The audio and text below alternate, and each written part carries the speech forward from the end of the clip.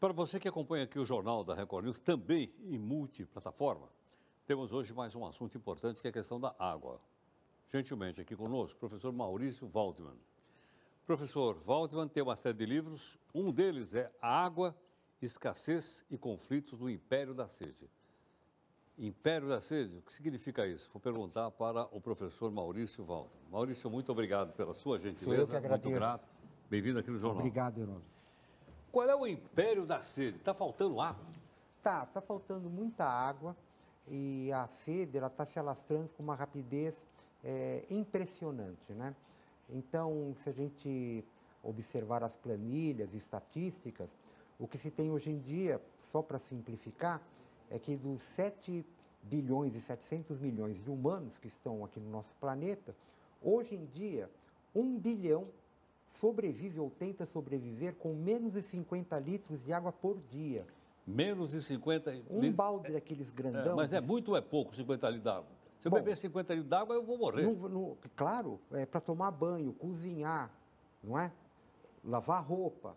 Só as atividades cotidianas, imagine só o que é 50 litros de água, não é nada. E quanto é a média de uma pessoa? Quanto é que ela precisa? A média, assim, que é estipulada é uma média técnica de uma grande especialista sueca chamada Malin Falkenmark. Ela estabeleceu 1.700 metros cúbicos de água por pessoa como um índice satisfatório. Isso por ano? Isso. E essa água, né, que são os 1.700, outros especialistas dizem que pode ser 1.000, que a média dela é uma média que foi obtida a partir da realidade europeia. Ela é sueca, né? Ela não é... Agora, esses 50 litros que você falou também é por dia? Por dia.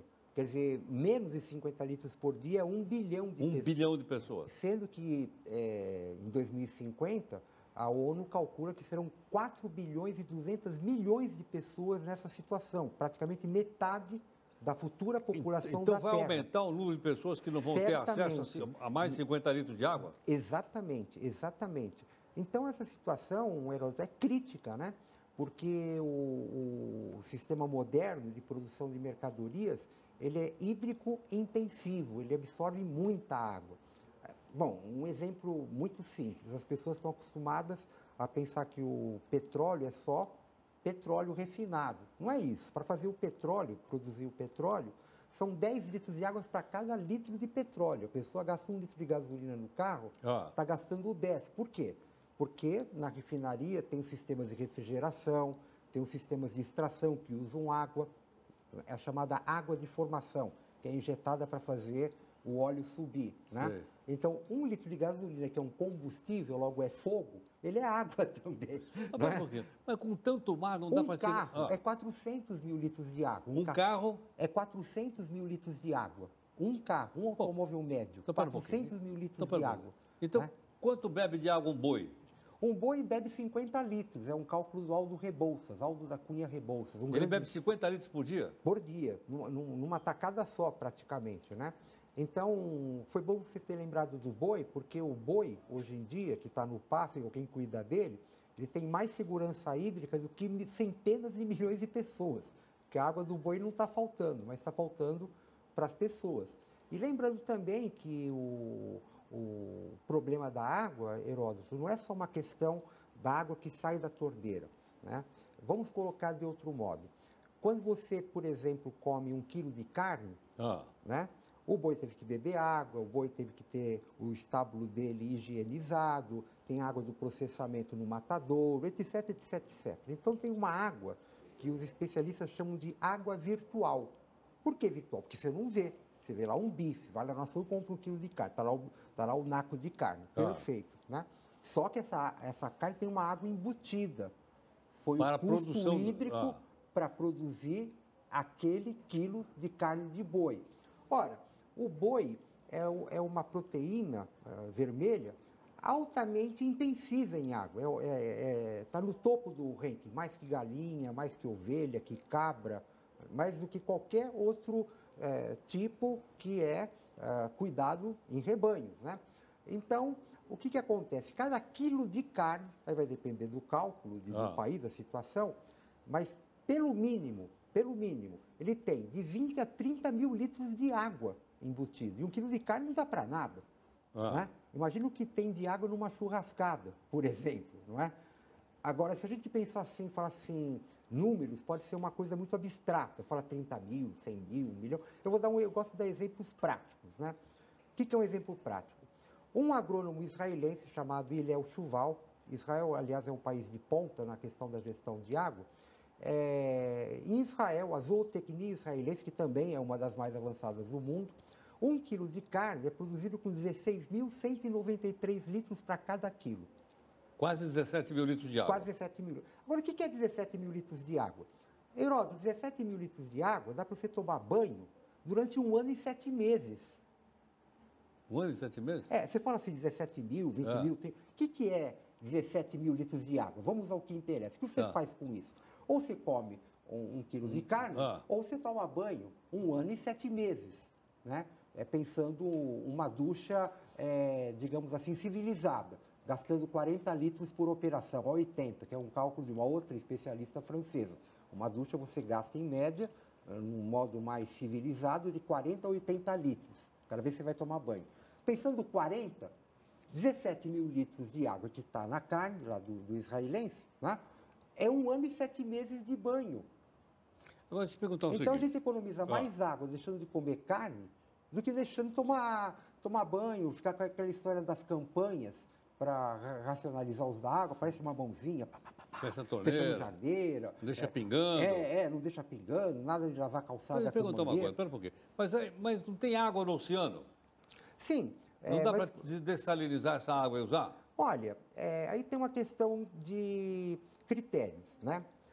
Vamos entender o seguinte, por exemplo, a Arábia Saudita, que é um país eminentemente seco, não é seco que nem no Nordeste, falando seco mesmo. Claro. É um deserto. Né? Tem uma população numerosa, até se permite imaginar que o país tenha que lançar mão de água do oceano.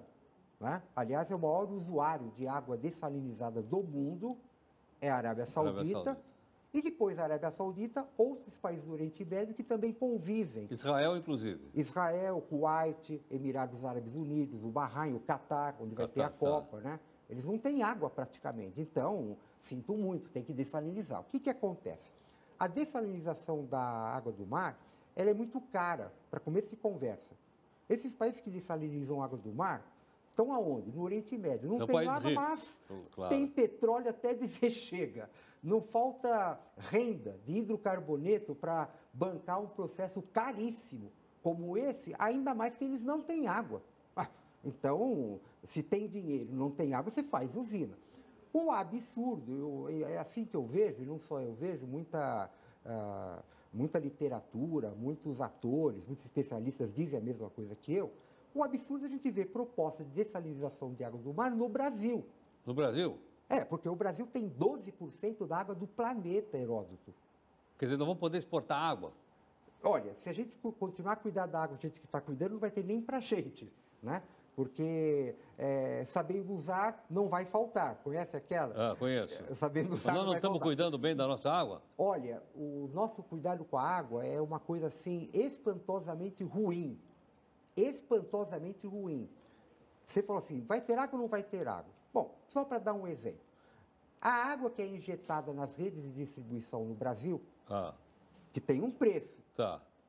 É clorada. Água encanada e tal. Né? É reciclar, E tem o custo da adução, uma série de coisas. Bom, dessa água que vai para a rede, o Brasil perde, em média, 1/3 dessa água por vazamentos. Quer dizer, de cada 10 litros de água, 3 eu jogo fora. Estão perdidos na rede, antes de chegar na torneira.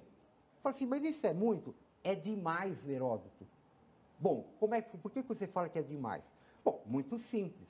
Chicago perde 2% da água na rede. Na rede. Nós perdemos 30%. 2%. Vou continuar. Amsterdã perde 3%. Hamburgo perde 3,3%. Cálculo de alemão, vírgula alguma coisa. Tóquio perde 3,6% na rede. Barcelona, que já está, né, numa média ruim para a Europa, é 6%. O Brasil é 33%, 34%, 37%. E não adianta falar que a nossa média é de um país do terceiro mundo, porque mesmo países como a Índia e a China, que também vivem uma situação de terceiro mundo, essas médias assombrosamente impactantes não existem. Pequim perde 12,6% da água na rede. 12. Mumbai, na Índia, que é o exemplo de má gestão urbana, perde 13. E perdemos aqui 33. 33. Mas a Sabesp também perde. Sem dúvida. Olha, é tanta água que se perde. O professor Ricardo Irata, da USP, isso é espantoso. Acho que já teve aqui. É uma sumidade. O professor Irata é o tipo de professor que calcula tudo. Tudo com ele é dado, métrica e informação. Né? Tem um cálculo dele interessante, que é o seguinte. Ele descobriu que a água, que é retirada do subsolo em São Paulo, contém cloro. É estranho, porque São Pedro não faz cloração. Não manda água clorada. Não manda água clorada para nós. E aí? Bom, de onde vem essa água? Ele chegou ao seguinte cálculo, que se a Sabesp acertasse a rede, coibisse perdas, combatesse roubo de água, também tem isso, perdas comerciais. Perdas comerciais, roubo, né? O que aconteceria? Muitos poços na Grande São Paulo secariam, porque a água deles não é água, na realidade, de subsolo, não é água de aquífero, é água perdida na rede de distribuição. Entendi.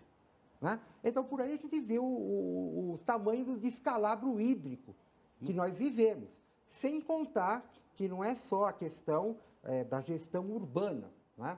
Nós temos também questões ligadas à saúde, por exemplo, o esgotamento sanitário no Brasil é catastrófico. Sem dúvida. Né? Maurício, é o seguinte, nós vamos continuar acompanhando esse assunto no seu livro. Tá bom. Muito obrigado. Obrigado, Gil. Muito obrigado. Ok, olha, o professor Maurício Waldman conhece profundamente o assunto, nós podíamos conversar com ele durante horas e horas e horas. Mas eu sugiro que você acompanhe o livro dele, que é Água, Escassez, Conflitos no Império da Sede. Tantas coisas importantes que ele falou aqui, tem muito mais no livro dele. Nós vamos então aqui para a nossa live do jornal, que está em muitas plataformas, e você, como sempre, opina aqui no Jornal da Record. Vamos lá.